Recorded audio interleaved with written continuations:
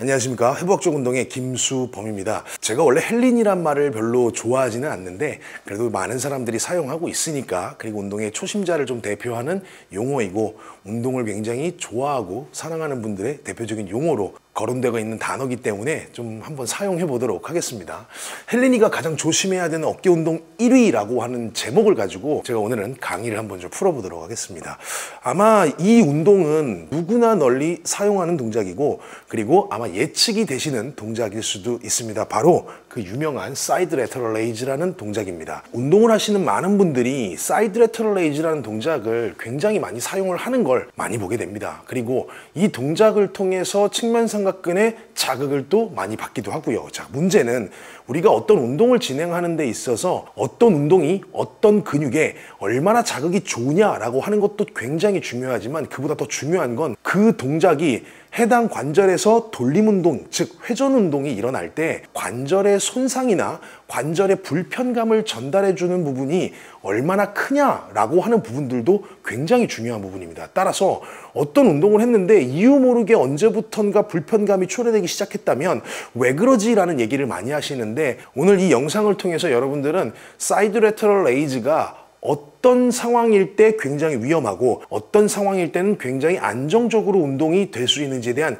개념을 좀 이해하실 수 있게 될 것이고, 그로 인해서 반복적인 연습과 꾸준한 노력을 진행하신다면 사이드 레터럴 레이즈가 갖고 있는 장점을 충분히 극대화시키면서 어깨 손상의 대표 주자로 꼽혀지는 이 동작에 대한 기준을 충분히 활용하고 응용하실 수 있으며, 더불어 측면 삼각근의 대표적인 운동으로 손꼽히는 사이드 레터럴 레이즈라고 하는 운동을 통해 삼각근에 대한 발달 구조를 효과적으로 가져갈 수 있을 거라고 생각이 듭니다. 자, 시작해 보겠습니다. 자, 제가 지금 보여드리는 이 자료 아마 보신 적 있으실 겁니다. 제가 한 번 더 거론하는 이유는 사이드 레터럴 레이즈를 진행하는 이 운동 안에서 이 구조가 보이지 않거나 이 구조를 모르는 상황이라면 어깨 손상에 대한 위험성을 전혀 인지할 수가 없습니다. 그래서 한 번 더 제가 슬라이드를 좀 준비를 했습니다. 자, 먼저 여러분들께서 보시는 요 뼈 보이시죠? 요 뼈를 우리가 에이크로미온이라고 합니다. 에이크로미온. 요거를 구용어로 견봉이라는 용어를 사용합니다. 즉, 요 어깨뼈 위에 튀어나온 거는 클레비클의 먼 쪽 분절에 해당하는 디스탈 파트 팁인데, 그 가쪽으로 가게 되면 뼈가 하나가 있습니다. 그 뼈를 우리가 에이크로미온이라고 합니다. 그리고 요 녀석은 휴머러스라고 하는 상완골이라고 하는 뼈입니다. 자, 그러면 견봉이라고 하는 뼈와 상완골이라고 하는 뼈 요 사이에 이렇게 지금 지나가는 근육과 힘줄이 있습니다. 요 녀석을 우리가 수프라 스피나투스, 즉 요 녀석이 극상근 힘줄이 됩니다. 요 몸쪽에 있는 녀석이 극상근이고요. 여기가 힘줄로 되어 있는 부분입니다. 그리고 여기에서 보여지는 요런 형태의 구조는 글레노이드라고 하는 스카폴라의 바깥쪽 있죠? 어깨뼈의 바깥쪽 면, 즉 상완골의 헤드와 어깨뼈가 만나는 그 마주하는 면을 글레노이드 포사라 그래서 약간 오목한 면이라고 합니다. 이걸 관절와라고 표현을 합니다. 자, 용어를 제가 이렇게 드리는 이유는 용어를 선생님들이 조금만 알고 계셔도 좌표, 어떤 위치를 표현하고 있구나라고 하는 이해도를 가져갈 수 있기 때문에 뭐 반드시 알아야 된다 이런 건 아니지만 느낌 정도는 알고 계시면 좋을 것 같습니다. 자, 그래서 이어서 해보면 결국 상완골이라고 하는 팔뼈의 밑으로 쭉 내려가서 끝까지 내려가게 되면 이게 지금 왼쪽 팔이거든요. 그때 왼손이 나오게 되겠죠. 여기 덤벨 들고 이제 이런 동작을 할 거예요. 자, 이 동작을 했을 때 델토이드가 지금 여기에 이렇게 자리를 잡고 있어요. 이렇게 연결이 돼 있거든요. 이런 연결 구조된 기준을 가지고 우리가 발달을 시키는 구조로서 덤벨이라는 녀석을 벌림이라고 하는 외전 동작을 사용하게 되는데, 이때 델토이드가 사용되는 과정에서 근육의 길이가 짧아질 때 얘만 짧아지는 게 아니라 얘 극상근이라고 하는 녀석도 같이 짧아지게 됩니다. 자, 그러면 두 가지를 고민하셔야 돼요. 첫 번째, 벌림 동작에서 사용되는 건 측면 삼각근이라고 표현되는 델토이드만 사용하는 것이 아니라 앞서 언급된 극상근과 함께 삼각근도 사용이 된다라는 개념이 나와야 돼요. 두 번째, 삼각근과 극상근 중에 어떤 녀석의 질량, 즉 누가 더 부피와 면적 그리고 단위 면적에 대한 힘 발생의 크기가 더 크냐, 즉 어떤 녀석의 힘이 더 세냐라는 걸로 본다면 당연히 삼각근이 힘이 더 셀 수밖에 없습니다. 자, 문제는 삼각근이 힘이 더 세니까 더 많은 무게를 들어야 돼 라고 하는 개념 중요합니다. 많은 무게를 들 수 있는 근육이 더 많은 힘 발생을 한다면 특별한 손상이 없는 한 근육은 지속적으로 발달을 하려고 성장이라고 하는 기준을 가져가게 될 겁니다. 자, 그런데 문제는 이 공간이 무한대 공간이 아니라 굉장히 협소한 공간이라는 거예요. 그러면 이 협소한 공간이 팔이 옆으로 벌림하는 동작에서 항상 이렇게 공간적 높이를 가지고 있느냐? 절대 그렇지 않아요. 그래서 그 공간의 크기를 정의할 때 정의되는 용어로 사용하는 게 서브에이크로미얼 스페이스라고 하는 견봉하 공간이라는 용어를 사용하게 되거든요. 이 견봉하 공간에 높이가 있을 거잖아요. 여기서 표현된 높이는 요 높이, 그 다음에 견봉의 아래쪽의 높이를 보면 이게 약 9mm 정도가 되거든요. 그러니까 1cm가 안 돼요, 임상적으로는. 그러면 이 안에 들어가 있는 조직의 기준을 좀 바라보면 좋을 것 같아요. 이해되시죠? 이 안에 들어가 있는 조직은 일단 두 개만 제가 대표적으로 좀 꼽아서 설명을 해보면 극상근이라는 녀석과 울트라사운드라고 하는 초음파 관련된 기준으로 이렇게 살펴봤더니 벌사라고 하는 윤활집, 즉 윤활액을 분비하는 윤활집의 크기의 높이도 존재를 한다는 거예요.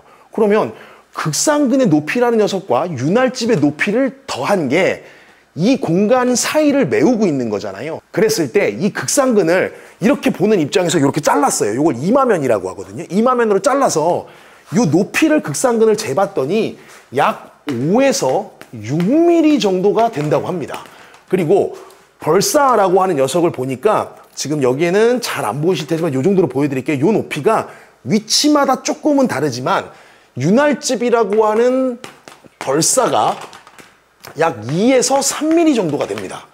그러면 이 두 녀석을 더하면 6에서 3을 더하면 9가 될 것이고 5에서 2를 더하면 7이 될 거잖아요. 그럼 약 7에서 9mm 정도가 된다는 의미예요. 자, 그러면 그냥 노멀하게 저는 여기다가 7mm라고 하는 최소값으로 잡아볼게요. 그러면 이 공간에 약간을 남겨둔 나머지 공간은 지금 다 극상근과 벌사가 서브에이크로미얼 스페이스라고 하는 견봉하 공간을 메우고 있다는 의미예요. 그럼 이제부터 우리가 살펴봐야 되는 건 벌림 동작이라고 하는 외전 동작을 실시했었을 때 과연 이 공간적 크기가 얼마나 달라지는지를 알아야 우리가 그 공간에 대해서 물리적인 압박이 더 커지는지나 또는 상대적으로 더 안 커지는지에 대한 개념이 있게 되는 거거든요. 그랬을 때 내가 지나치게 공간적 압박의 크기가 증가된다라면 힘줄이나 벌사가 계속 지속적으로 압박적 스트레스를 받는 상황에서의 구조적인 문제가 생길 수 있기 때문에 이걸 어떻게 풀어가야 될지 회피 전략이라는 거를 형성을 할 수가 있습니다.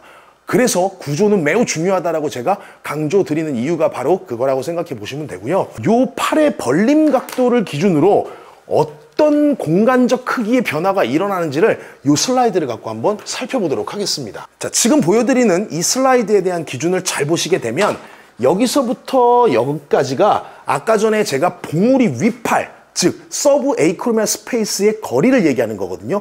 이걸 다시 한번 설명을 드리면 요 높이를 요걸로 수치화시킨 겁니다. 이해되시죠?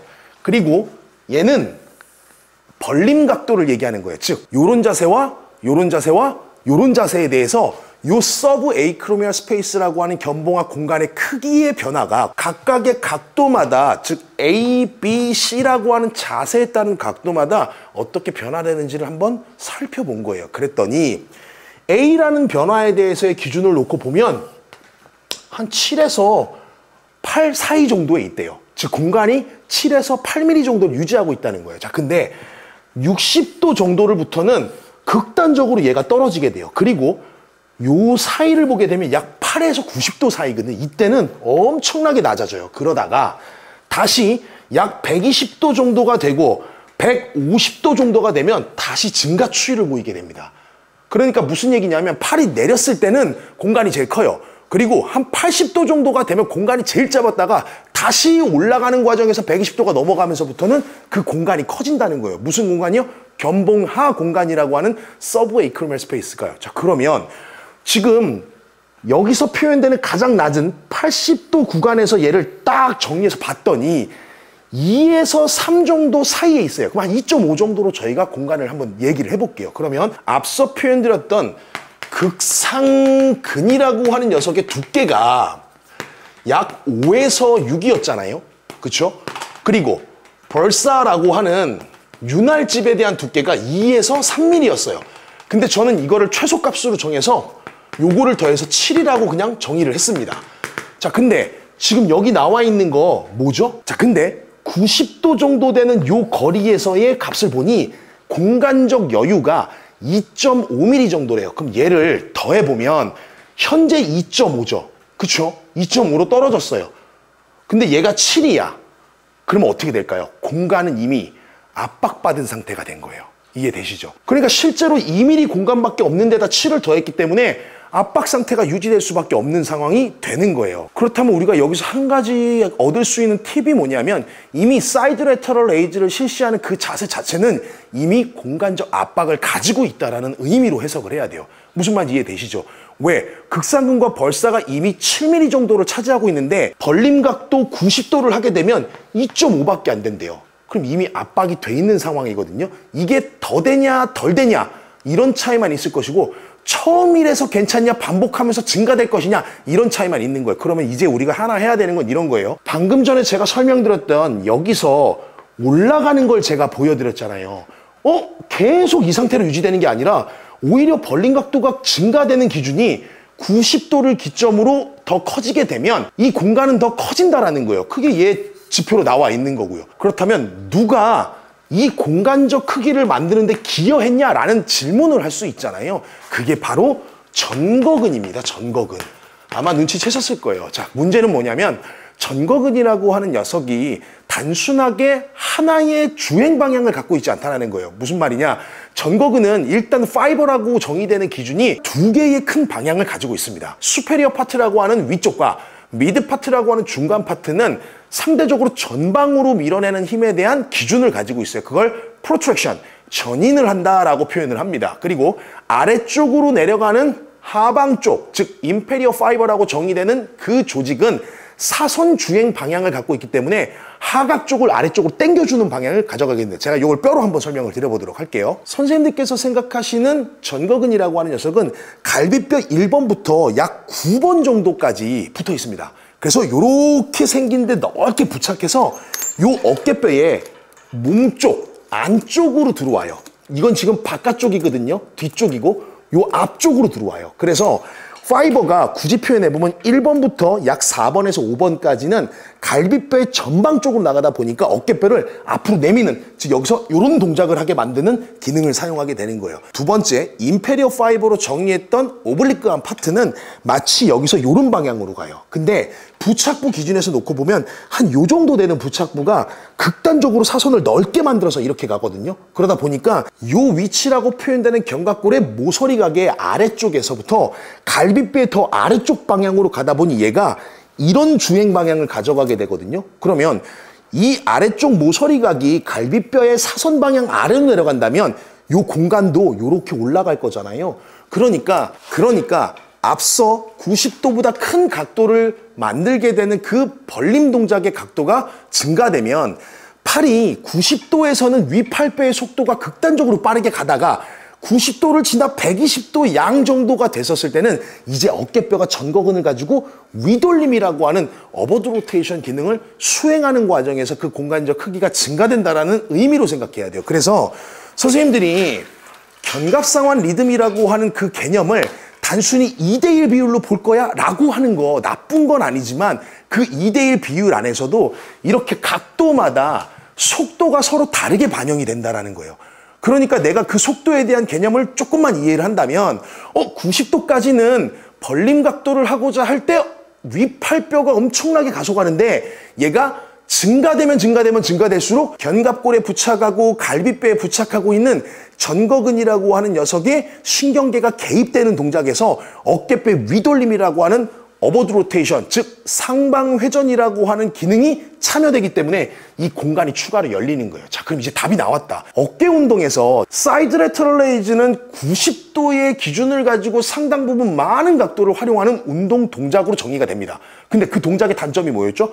견봉화 공간이라는 녀석이 극단적으로 가장 협소해지는 공간이고, 그로 인해서 극상근과 벌사가 지속적인 압박에 의한 구조적인 손상이 일어날 수 있는 병리학적 기준을 갖고 있는 운동이 될 수 있다는 거야. 근데 이 각도가 커져버리게 된다면 전거근이 개입하는 과정에서 견봉화 공간의 일정 크기를 지속화되게 유지한다라는 의미인 거잖아요. 그러니까 얘를 바꿔서 운동과 연결해보면 이렇게 볼 수 있어요. 8, 90도 사이에서는 전거근의 개입이 된다는 건가요? 상대적으로 덜 된다라는 건가요?